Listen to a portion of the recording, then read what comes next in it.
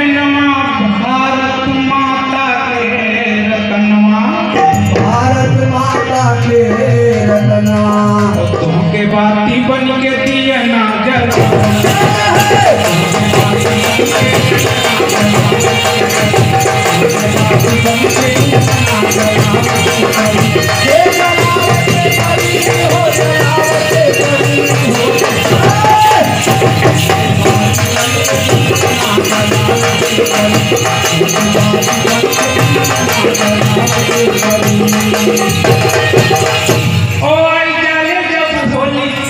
निकले घर घर से गोली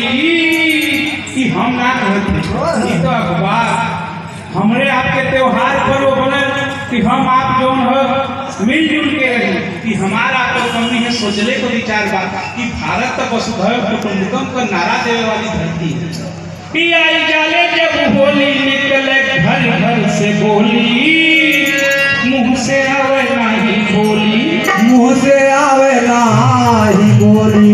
चोली बहिना के अपने बचाओ, चोली बहिना के अपने बचाओ, चोली